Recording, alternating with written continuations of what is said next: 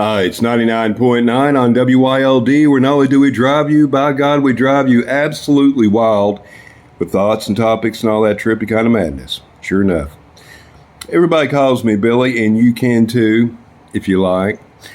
Anyway, right? I'm a sort of a local, metaphorically starving artist here in Chattanooga, Tennessee, or an artist in poverty, unfortunately. I actually been working on a painting. I took a break to eat. You know, you get older, you eat, you get tired. Next thing you know, you're taking a dragon nap or something. You're having a sleep.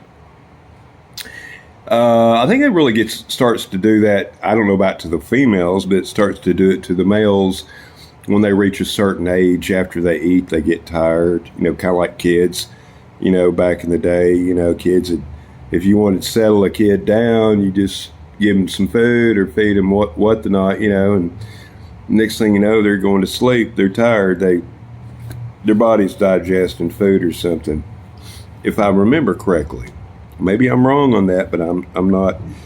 I don't have any kids. I haven't raised any kids. So I mean, I've raised other people's kids, but I've never had any of my own per se to raise. Supposedly I have a daughter somewhere, but that's that's another story. Yeah. But you know how feminists are in this day and age.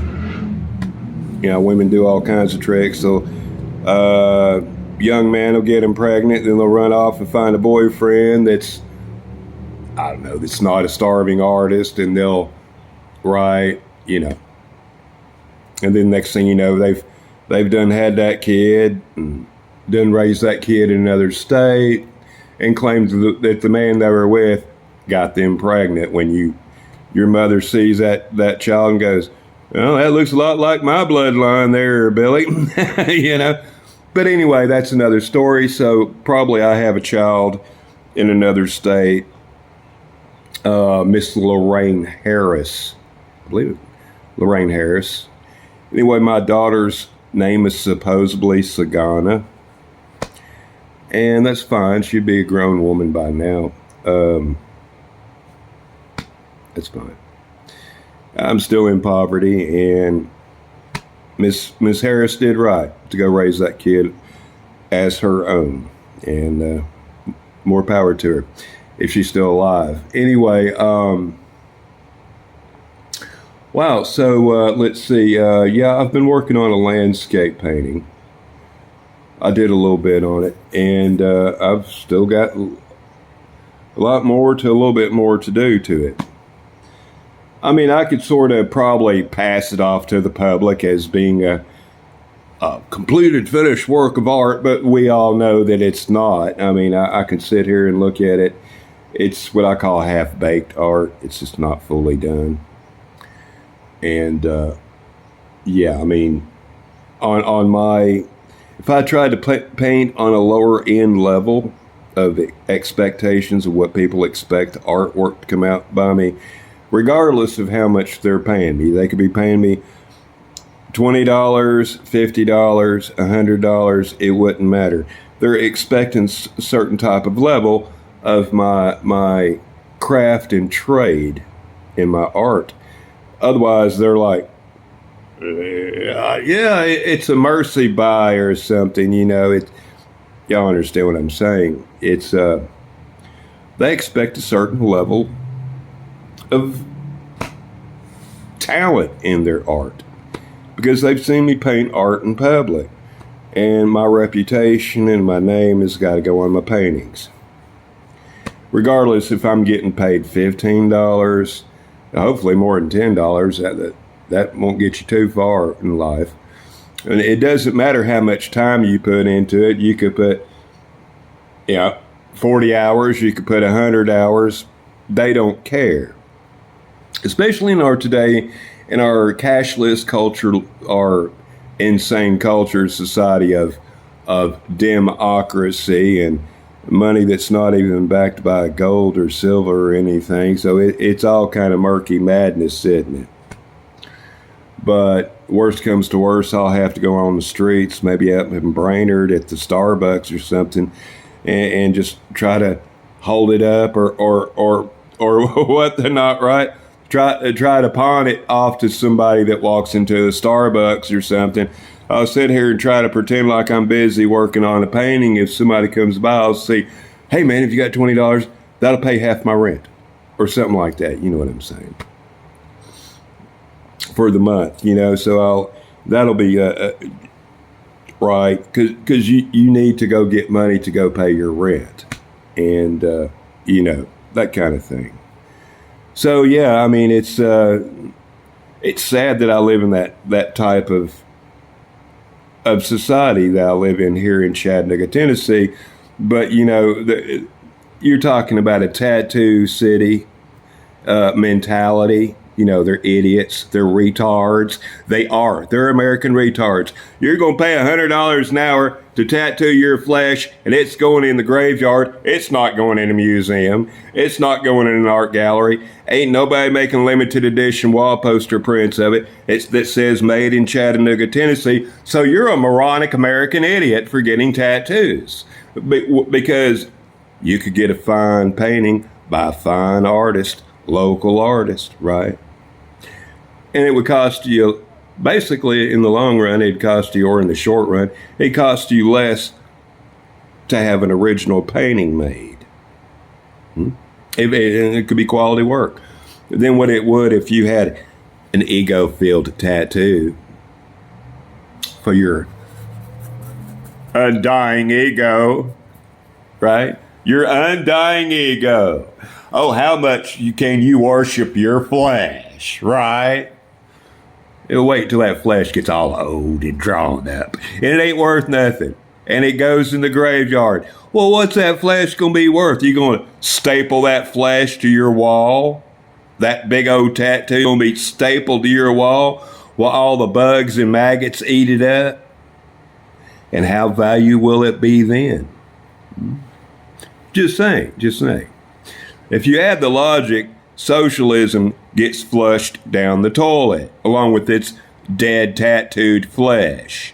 Meanwhile, if that painting that sold for $15 on the street might be selling for $15,000 later on. The artist might not have to be dead, but the artist might not know that it sold for $15,000, right? This is the problem we have in progressive socialist cultures.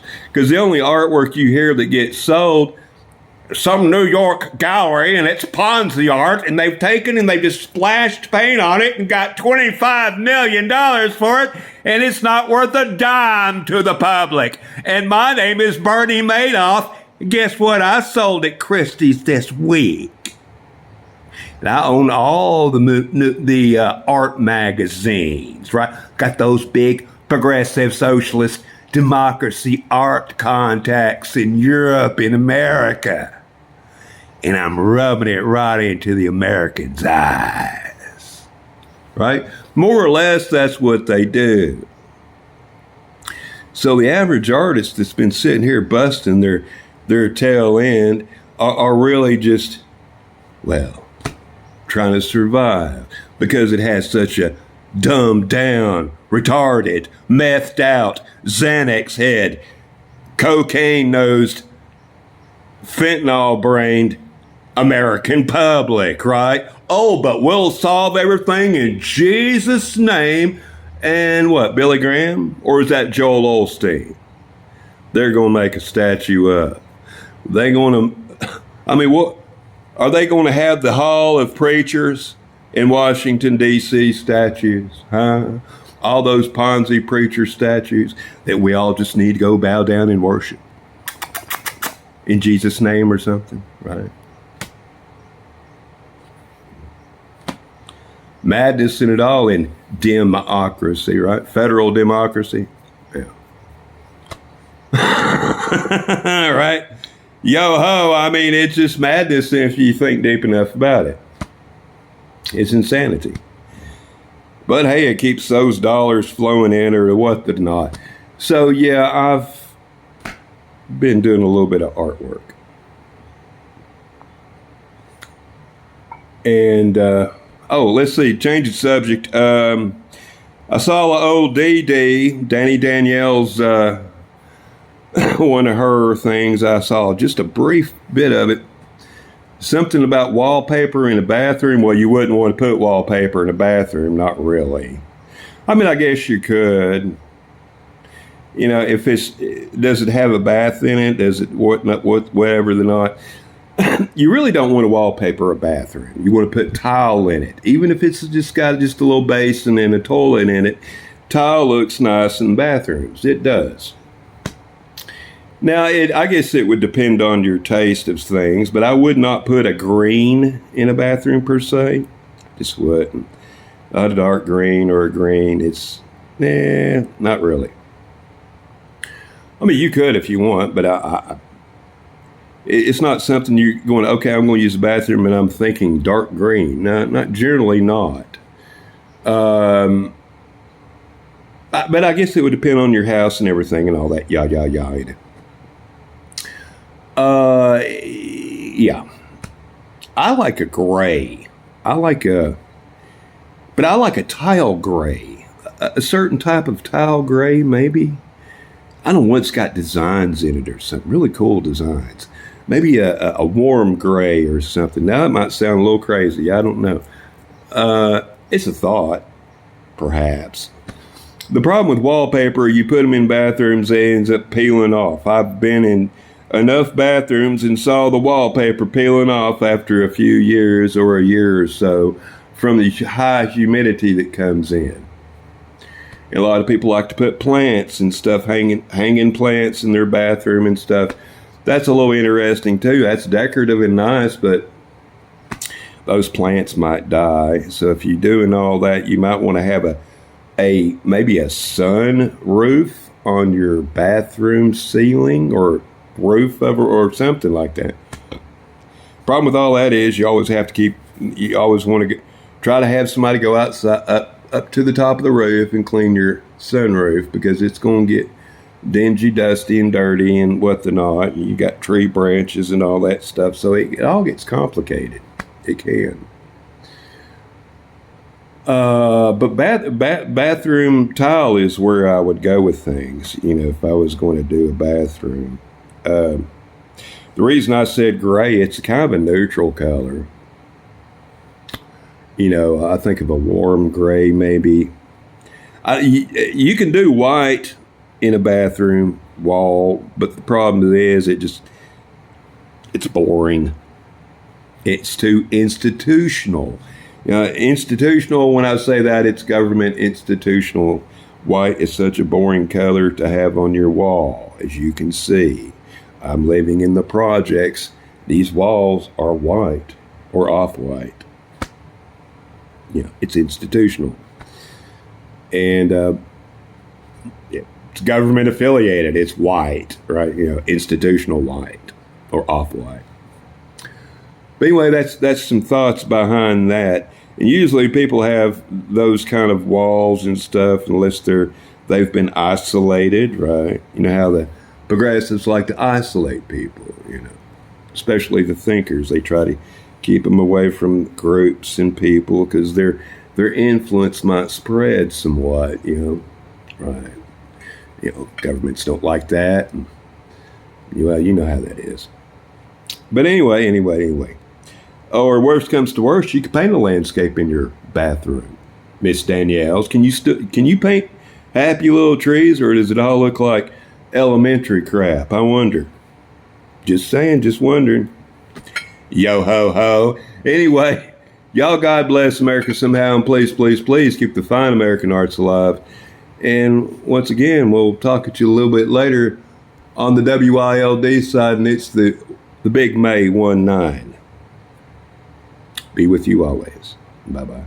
2024.